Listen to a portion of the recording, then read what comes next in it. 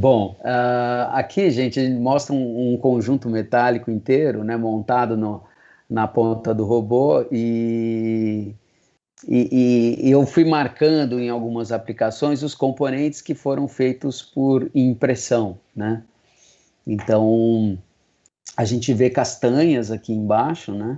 Depois tem um zoom mais próximo delas para vocês entenderem.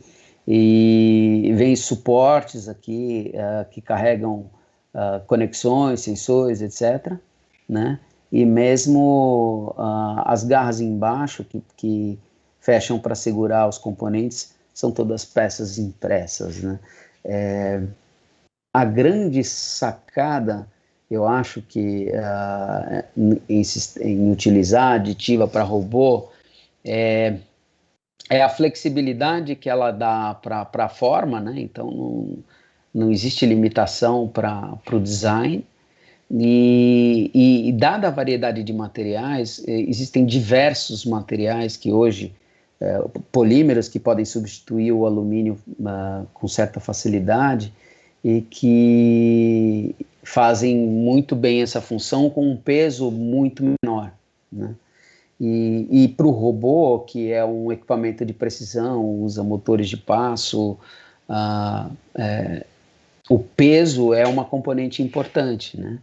Porque equipamento dinâmico, movimento, quando a gente fala de massa, quanto mais massa, mais forças inerciais, né? E aí a gente tem que controlar isso, ou para não prejudicar o robô, ou para garantir a precisão e a resposta dele.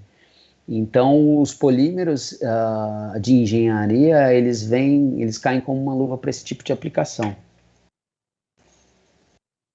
Aqui a gente traz alguns outros exemplos, quer dizer, esse aqui ainda é o mesmo exemplo que eu falei das castanhas, né?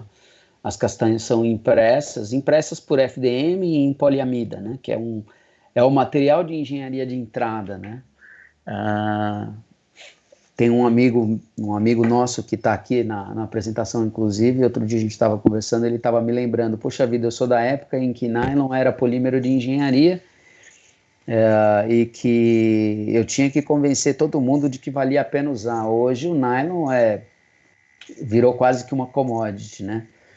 Mas para impressão 3D ele ainda é um material desafiador. Por conta de ser semicristalino, né? E ele ter um comportamento térmico importante, térmico dimensional importante. Então, você garantir dimensão é complicado. Aqui, então, tem uma outra aplicação em que é feita uma placa que substitui, na verdade, uma série de mangueiras que levam o ar, ou no caso, trazem o ar, né, trazem o vácuo. E essa peça montada numa peça de alumínio, que é montada, então, numa peça impressa e que distribui esse vácuo, tá?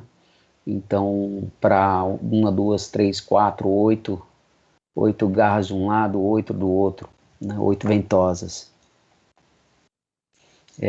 Nesse caso, o que é interessante é que, além de você unificar a função, né, que você, ao invés de usar várias conexões de mangueira, você usa uma peça só, você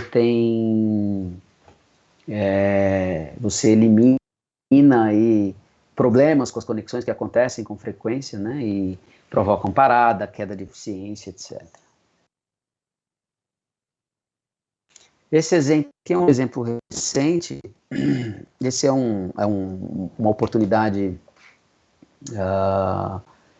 em que a gente foi convidado a trabalhar junto e em que a gente, vou colocar aqui, então a gente tem um robô que faz uma medição de circularidade de tubos de aço, né?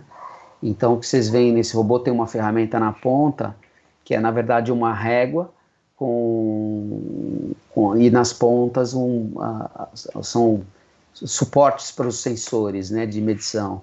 E o que acontece, esse cliente ele tá evoluindo e ele vai fazer tubos de maiores diâmetros. E aí, para usar esse mesmo robô, a régua e todo o conjunto tem que crescer, né? Tem que crescer para garantir o maior diâmetro do tubo. E ao crescer, o peso tende a ultrapassar do conjunto, ultrapassa o limite do robô, né?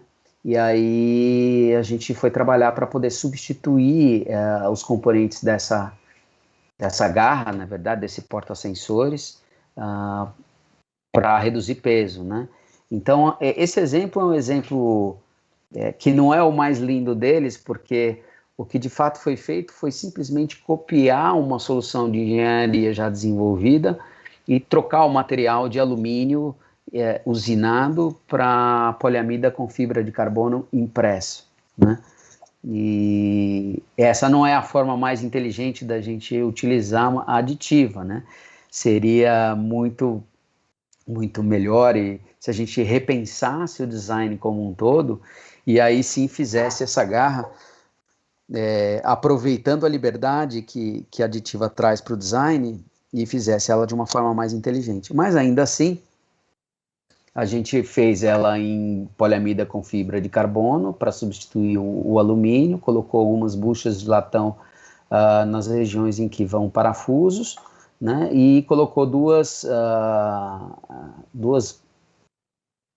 buchas, vamos chamar assim, em alumínio com a parede fininha para poder correr sobre a régua, né, internamente a peça plástica. E ainda assim a gente chegou a uma redução de 70% no peso da garra, né? E ficou perfeito, foi excelente. Essa é uma das milhares de oportunidades, quer dizer, essa aplicação já é fato consumado com manufatura aditiva. Garra de robô não tem por que não fazer impresso e fazer usinado, né? O tempo de confecção é muito mais baixo quando você faz impresso, o peso muito menor, o custo muito menor, então, e a liberdade que você tem é muito maior. Peraí, pessoal, para a gente não esquecer, mais gente pode adquirir esse conhecimento. Então, por favor, se você gostou do vídeo, dá um like para nós aí, se inscreve no canal e ativa as notificações do sininho, tá bom? Obrigado!